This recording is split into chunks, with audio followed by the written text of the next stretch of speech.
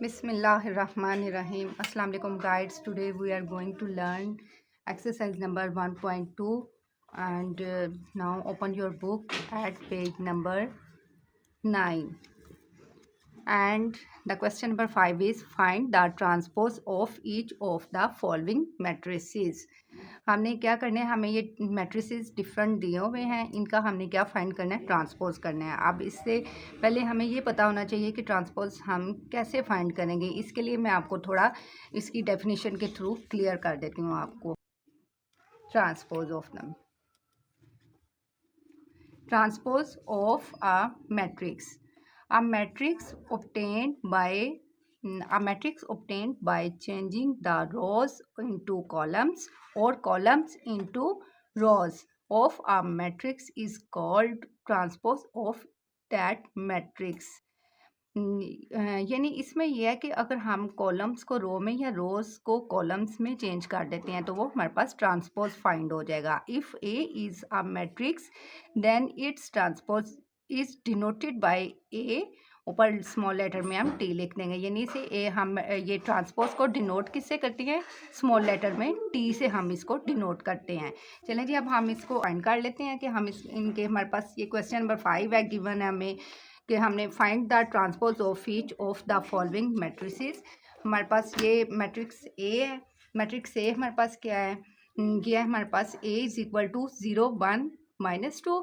अब हमने इसका ट्रांसपोज फाइंड करना है। ट्रांसपोज फाइंड करने के लिए हम स्टूडेंट्स फर्स्ट ऑफ ऑल हम क्या करेंगे, हम इधर लिखेंगे ए इज इक्वल टू, अब ये देखें हमने चूँकि फाइंड करना है ट्रांसपोज, तो ट्रांसपोज फाइंड करने के लिए हमें इसके एक्सपोनेंट जो प्लेस पे हमें इसके स्मॉल लेटर में टी लिखेंगे हम। ये एक्सपोनेंट प्लेस पे इसके टी लिख देंगे। इट्स मीन कि ये ए का ट्रांसपोज को ये शो करेगा। अब ये हमारी, अब ये देखिए हमने ए ट्रांसपोज लिख दिया इज इक्वल टू, अब हमने इसका क्या फाइंड करना है, ट्रांसपोज फाइंड करना है। अब ये देखिए स्टूडेंट्स हमारे पास क्या है, अब मैंने आपको जैसे मैं पीछे क्लियर कर चुकी हूँ कि ट्रांसपोज हम इस तरह फाइंड करते हैं कि हम रोज़ को कॉलम में या कॉलम को रोज़ में चेंज कर दें तो वो हमारे पास ट्रांसपोज फाइंड हो जाता है।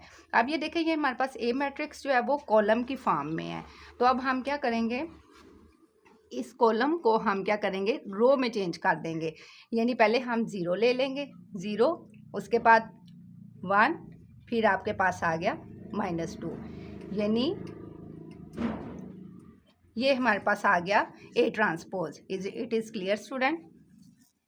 चलें जी, आगे क्या आ गया, बी। अब इसी तरह सेम हम क्या करेंगे, बी मैट्रिक्स हमें गिवन है, बी का हम ट्रांसपोज फाइंड करेंगे। तो हम किस तरह बी का ट्रांसपोज फाइंड करेंगे, हमारे पास ये देखें स्टूडेंट्स, हमें ये नज़र आ रहा है कि हमारे पास ये उसकी रो की फॉर्म में है। अब इस रो को हम कॉलम में चेंज कर देंगे तो हमारे पास बी का ट्रांसपोज फाइंड हो जाएगा। अब हम क्या करेंगे, फर्स्ट ऑफ ऑल तो हम इसे डिनोट करना है, हमने इसको करना है, ये हम करेंगे बी, ये रिप्रेजेंट करेंगे हम इसको ट्रांसपोज को टी से। It is clear students. हम क्या करेंगे, ट्रांसपोज बी का अगर हमने ट्रांसपोज फाइंड करना है ना, तो हम बी मैट्रिक्स पे ये इसको रिप्रेजेंट करने के लिए ट्रांसपोज को टी, स्मॉल लेटर में टी से उसको रिप्रेजेंट करेंगे हम। अब ये आ गया B transpose is equal to, हमारे पास फिर क्या आ जाएगा, अब ये रो फॉर्म में है तो हम इसको क्या करेंगे, हम इसको कॉलम में कन्वर्ट कर देंगे। अब ये पहले हमारे पास 5 है, 5 लिख दिया। अब ये उसके बाद 1 है, हम कॉलम की फॉर्म में, हम इस तरह कॉलम की फॉर्म में लेंगे। 1 है तो हम इधर 1 लिख देंगे। अब इधर -6 है तो हम इधर कॉलम की फॉर्म में -6 लिख देंगे। It is clear students. चलें next part is C is equal to, हमारे पास ये मैट्रिक्स है 1 2 2 -1 3 0।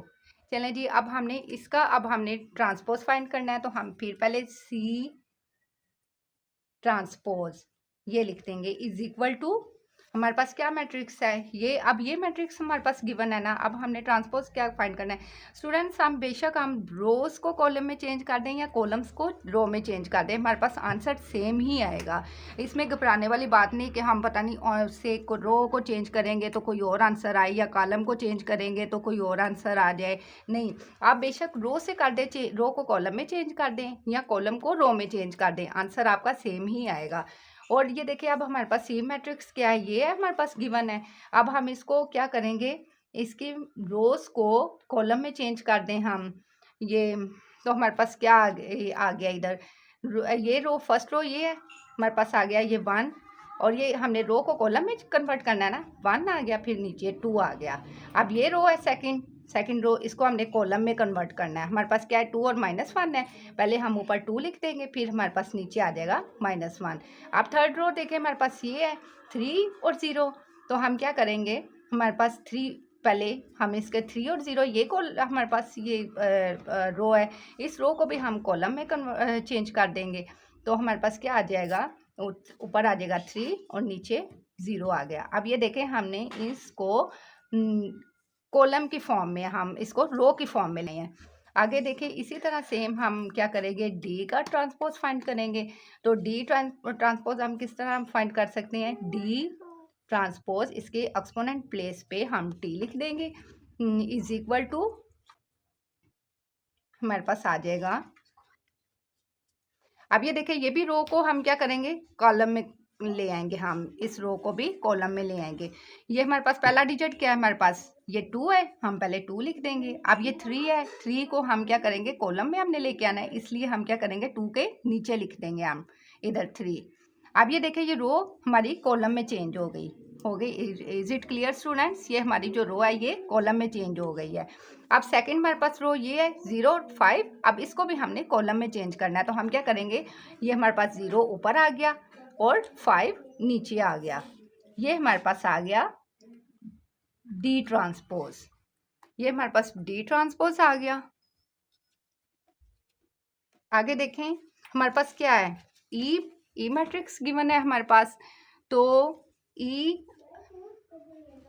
ई मैट्रिक्स अब हमारे पास गिवन है, तो हम क्या करेंगे, हमने ई का ट्रांसपोज फाइंड करना है। तो हमें क्या करना पड़ेगा, ई से ट्रांसपोज को रिप्रेजेंट करने के लिए हमें ई के एक्सपोनेंट प्लेस पे हमने स्मॉल लेटर में टी लिखेंगे हम, जो कि ये शो करेगा कि हम इसका ट्रांसपोज फाइंड करने लगे हैं। ई ट्रांसपोज इज इक्वल टू, अब इसमें भी हमने क्या करना है स्टूडेंट्स, सेम पीछे की तरह हम क्या करेंगे, पिछले क्वेश्चंस की तरह हम रोज को क्या करेंगे, कॉलम में चेंज कर देंगे। अब ये हमारे पास फर्स्ट रो क्या है, 2 है और 3 है, ये इस रो को हमने क्या करना है, कॉलम में चेंज कर देना है। पहले आ गया हमारे पास 2, फिर हमारे पास क्या आ जाएगा, नीचे 3। ये देखिए अब ये रो हमारे पास कॉलम की फॉर्म में आ गई है।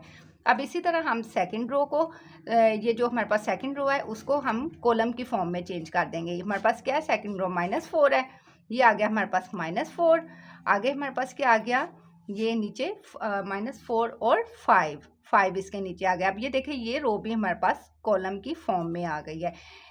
तो इट्स मीन कि ये हमने ई का ट्रांसपोज भी फाइंड कर लिया है। इज इट क्लियर स्टूडेंट्स, चलें अब आगे हमारा ये है एफ इज इक्वल टू 1 2 3 4। अब हमने सेम उसी तरह हमने एफ का भी ट्रांसपोज फाइंड करना है। तो हम क्या करेंगे, एफ की एक्सपोनेंट प्लेस पे हम क्या करेंगे, टी पुट कर देंगे, टी लिख देंगे हम। अब इधर क्या आ गया हमारे पास, ये हमने सेम पिछले क्वेश्चंस की तरह हमने इसमें भी इसी तरह ही करना है, क्योंकि हमने ट्रांसपोज फाइंड करना है। तो हम क्या करेंगे, रोज को कॉलम में चेंज कर देंगे। इसकी फर्स्ट रो क्या है हमारे पास, 1 और 2 है। अब इस 1 और 2 यानी इस रो को हम कॉलम में चेंज करेंगे। किस तरह ही होगा, 1 ऊपर रख लेंगे, 2 को इसके नीचे कर देंगे। अब ये देखिए स्टूडेंट, ये रो थी हमारे पास, ये रो हमारे पास ये कॉलम में चेंज हो गई।